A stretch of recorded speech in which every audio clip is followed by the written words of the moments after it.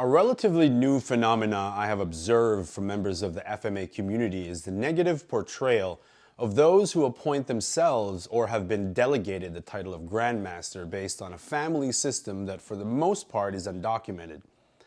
This is the topic of today's monologue. FMA is a deeply personal expression and exploration of ancient concepts that passed through and made a home in the Philippines.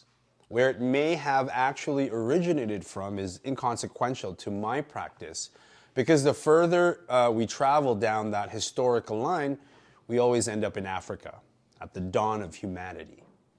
The value of having the ability to solve physical conflict using tools is timeless. Call it a philosophical approach to anthropology, but we've always had this desire or need to master our tools necessitated by the problems and conditions we find ourselves in. This exploration is personal. When we apply a layer of pre-existing codification, methodology, or system to this practice, we stand the risk of losing the freedom and sovereignty that is essential to this exploration. We become slaves to a process designed to scale the experience to a broad spectrum of people. In other words, there's no system of FMA in existence that caters specifically to one individual. Now, while I study Pikiti Tertia and Calis Illustrissimo, among others, I'm not captivated by anyone's process other than my own. Now, this may come across as arrogant and sometimes ignorant. Who is this guy to think he knows better than Antonio Illustrissimo or Leo Gahe or Angel Cabales or whoever? What a disrespectful, arrogant person. Now, before I address that, let me first say that this video is by no means directed at disrespecting those who wish to learn a system in its entirety the way their master wants to teach it. This is simply an appeal to an alternate path that requires no external validation through rank or promotion from any third party. It is a celebration of the capabilities of the self to navigate itself through something deeply personal.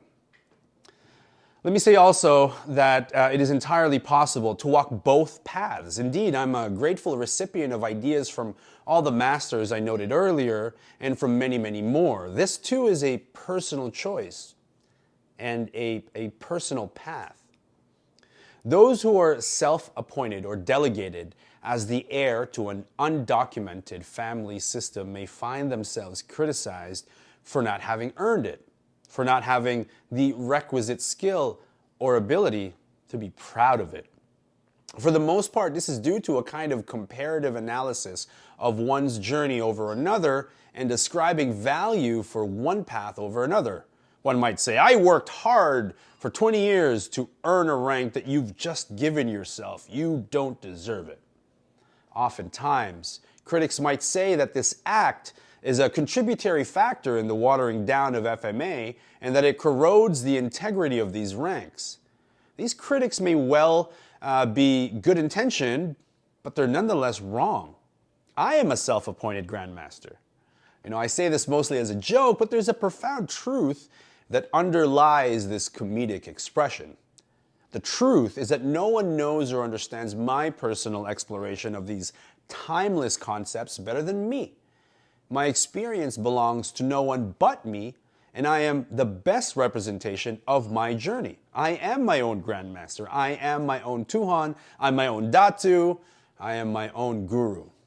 However, there is one ingredient that I do not put into the mix that other self-appointed Grandmasters sometimes tend to do, and that is the expression of superiority over others, their processes, and their methodologies.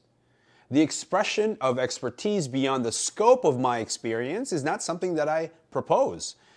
That is, my system isn't better than any other system. It just so happens to be the superior system for me, and only me. Now, after 6 years, what I can begin to offer are ideas that are sometimes unique, but mostly inspired by the journeys of others.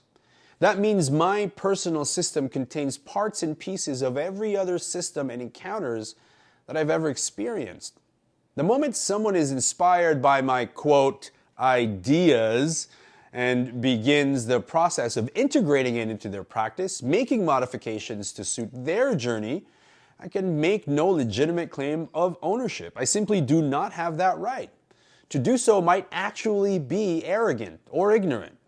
No one can validate my practice other than me, and therefore it's illogical to subject myself to the narrative of comparison for validation. I do not wish to run around that hamster wheel. Now, ranks are meaningful, and they can represent a commemoration of achievement. So be proud of your rank. My intention isn't to minimize or dissolve that.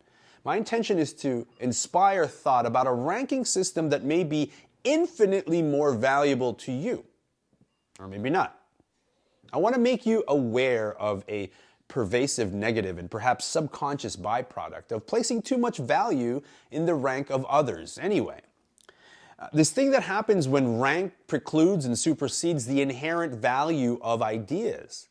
That is to say, we close off the possibility of being taught or inspired by those of lower ranks.